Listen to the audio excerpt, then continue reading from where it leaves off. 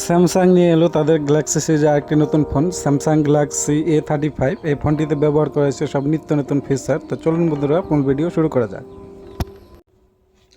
Hello everyone, কেমন আছেন সবাই? আশা করি সবাই অনেক ভালো আছেন। তো ফাইনালি আপনাদের মাঝে হাজির হয়ে গেলাম স্যামসাং A35 ফোনটি নিয়ে।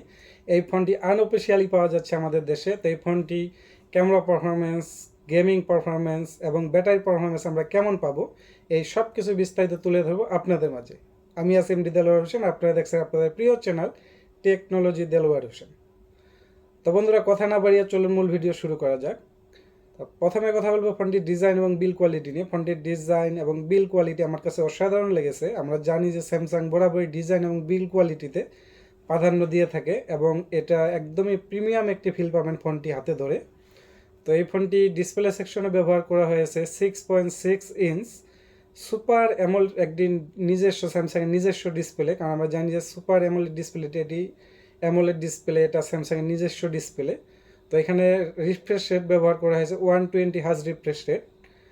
তো এখানে 120 হার্জ রিফ্রেশ ব্যবহার করা হয়েছে কারণ এখানে আপনারা স্মুথলি সকল প্রকারের গেম বা সকল প্রকারের ভিডিও আমরা স্মুথলি দেখতে পারবো, কোনো রকমের সমস্যা হবে না। আর একটা খুবই ভালো মানের ছবি আমাদেরকে প্রোভাইড করবে। আমরা জানি যে অ্যামোলেড ডিসপ্লে সেরাদের কাতারে সবার আগে বা সবার প্রথম কাতারে এই ডিসপ্লেটি থাকে। তো সেই সাথে আপনারা রেজুলেশন পাচ্ছেন 1080x2340 পিক্সেল এবং এখানে পিপিআই ব্যবহার করা হয়েছে 390, অর্থাৎ 390 পিপিআই এখানে ব্যবহার করা হয়েছে। এবং সেই সাথে ডিসপ্লে প্রোটেকশন হিসাবে পাচ্ছি আমরা কর্নিং গরিলা গ্লাস ভেক্টর। তো এখানে ডিসপ্লেতে প্রোটেকশন ব্যবহার করাতে আমার কাছে খুবই ভালো লেগেছে, কারণ এখানে প্রোটেকশন ব্যবহার করা হয়েছে এই কারণেই যে আমাদের ফোনটা যদি হাত থেকে পড়ে যায় বা কোনো রকমের সমস্যা যদি হয় তাহলে অবশ্যই আমাদের ডিসপ্লেটা সেভে থাকবে এই প্রোটেকশনের কারণে। তো এখন কথা বলবো ফোনটি চিপসেট নিয়ে। ফোনটি চিপসেটে ব্যবহার করা হয়েছে এক্সিনোস 1380 5 ন্যানোমিটার একটি চিপসেট। তো এটি মোটামুটি একটি ভালো মানের চিপসেট। এবং এখানে প্রসেসর সেকশনে ব্যবহার করা হয়েছে অক্টাকোর 4x2.4 গিগাহার্টসের একটি প্রসেসর। তো এইটাতে আমরা মোটামুটি ভারী রেঞ্জের গেম খেলতে পারবো। আর সবচেয়ে বড় কথা হলো যে এটি মোটামুটি ভালো রেঞ্জের ফোনে ব্যবহার করা হয়। এই চিপসেটটি অবশ্যই ভালো মানের একটি চিপসেট।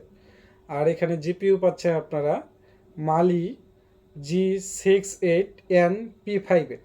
তো এখানে জিপিইউ আমরা ভালো পাচ্ছি। সেই সাথে এই ফোনটি রান করছে অ্যান্ড্রয়েড 14 1UI 6.1। তো এখানে একদম লেটেস্ট 14 পাচ্ছি আমরা। তো এখানে সব কিছুই আমার কাছে খুবই ভালো লেগেছে। সেই সাথে এখানে আরেকটা জিনিস পাচ্ছি আমরা যে যে এই জিনিসটা আমার কাছে খুবই ভালো লেগেছে, কারণ স্যামসাং আমি দেখি এই জিনিসটাতে খুবই নজর দিয়ে আছে এই ফোনটিতে। তো এখানে ব্যবহার করা হয়েছে IP67 ডাস্ট ওয়াটার রেজিস্টার। তো এখানে আপনার যদি হালকা পাতলা পানিটি ছিটা ফোটা পানি টানি পড়ে বা হুট করে যদি মনে করেন আপনার ফোনটা পানিতে পড়ে গেল, তো এই ফোনটা যদি আপনি তুলে পড়েন তো তোলার সাথে সাথে এই ফোনটি কোনো রকম সমস্যা হবে না, যদি অতিরিক্ত সময় এটা ওইখানে প্রবাহিত না করে। তো এই ছিল এটারিয়া। আর বিশেষ করে এখানে ক্যামেরা সেকশনে ব্যবহার করা হয়েছে ট্রিপল ক্যামেরা সেট আপ, যার মেন ক্যামেরার পারফরমেন্স আমি খুবই ভালো পেয়েছি। এটাতে 50 মেগাপিক্সেলের একটি মেন ক্যামেরা ব্যবহার করা হয়েছে এবং 8 মেগাপিক্সেলের একটি আলট্রা ওয়াইড ক্যামেরা ব্যবহার করা হয়েছে। সেই সাথে 5 মেগাপিক্সেলের একটি ম্যাক্রো শুটার ব্যবহার করা হয়েছে। তো ক্যামেরা পারফরমেন্সে আমি একদমই সন্তুষ্ট, কেননা আপনারাও অবশ্যই এই পারফরমেন্সে সন্তুষ্ট হবেন। কারণ অন্য অন্য ফোনের যেখানে আপনার রিয়েলমি, তারপর ইনফিনিক্স, তারপর আরও বেশ কিছু কোম্পানি আছে যারা দেখবেন যে 100 পিক্সেলের ক্যামেরা আপনাকে 100 মেগাপিক্সেলের ক্যামেরা যেই ছবি প্রোভাইড করবে তার চাইতে ভালো ছবি প্রোভাইড করবে এই স্যামসাংয়ের 50 মেগাপিক্সেলের ক্যামেরা।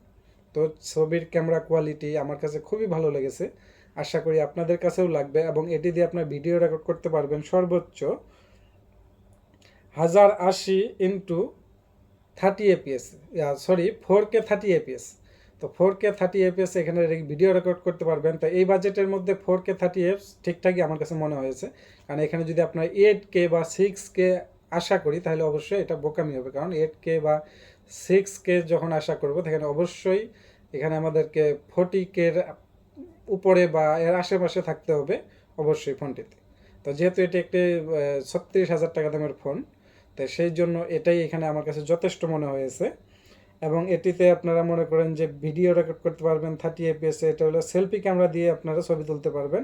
এখানে 13 মেগাপিক্সেলের একটি সেলফি ক্যামেরা ব্যবহার করা হয়েছে এবং ক্যামেরা কোয়ালিটি আমার কাছে মোটামুটি ভালো লেগেছে, যেহেতু এটি একটি 13 মেগাপিক্সেলের ক্যামেরা। খুব একটা ভালো না হলে আবার খুব একটা খারাপও বলা যাবে না।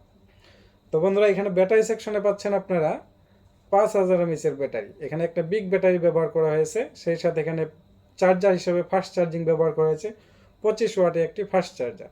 তো এখানে যদি চার্জারটা আর একটু বেশি ব্যবহার করা হতো, 30 বা 33 ওয়াটের চার্জার ব্যবহার করা হতো, তাহলে আমার কাছে মনে হয় ভালো হতো। কারণ এই 2024 সালে এসে এই 25 ওয়াটের একটি চার্জার এটি একটু বেমানানি আমার কাছে মনে হয়েছে। তা আপনাদের কাছে কেমন মনে হলো অবশ্যই কমেন্টে জানাবেন। তো বন্ধুরা, এই ফোনটিতে দুইটি না একটি ভেরিয়েন্টই আপনারা পাচ্ছেন। এই ফোনটি আনঅফিসিয়ালি, এই ফোনটি অফিসিয়ালি পাচ্ছেন না। তো অফিসিয়ালি হয়তো বা লঞ্চ করা হবে। তো এখানে আপনি পাচ্ছেন 8 GB ভার্সেস 128 GB ভেরিয়েন্টটি আপনারা এই ফোনটি পাচ্ছেন এই আমাদের বাংলাদেশে, এবং এটির প্রাইস হলো 36,000 টাকা ধরা হয়েছে আনঅফিসিয়াল।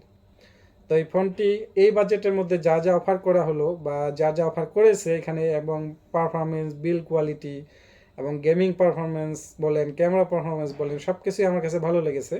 তো আপনাদের কাছে কেমন লাগলো অবশ্যই কমেন্টে জানাবেন, এবং আমার আরও নিত্য নতুন ভিডিও পেতে আমার চ্যানেলটি অবশ্যই সাবস্ক্রাইব করে রাখবেন এবং পাশে থেকে বেল আইকনটি বাজিয়ে দেবেন। আর আমার ভিডিওগুলো অবশ্যই আপনারা দেখবেন। আপনারা আমাকে ভিডিও যদি দেখে আমাকে উৎসাহিত করেন, আগামীতে আরও ভালো ভালো ভিডিও আমি নিয়ে আসতে পারবো আপনাদের জন্য। তো ভালো থাকবেন সবাই, সুস্থ থাকবেন। ধন্যবাদ সবাইকে।